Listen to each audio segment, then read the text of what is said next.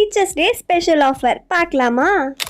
நான் நேற்று போட்ட வீடியோலேயே சொல்லியிருப்பேன் இது என்ன ப்ரௌனின்னு கெஸ் பண்ணுங்க. இந்த ப்ரௌனிக்கு தான் நம்ம ஆஃபர் கொடுக்க போகிறோம்னு சொல்லிட்டு. அது என்ன ஃப்ளேவர் ப்ரௌனின்னு பார்த்தீங்கன்னா ட்ரிபிள் சாக்லேட் ஃபில்டு ப்ரௌனி.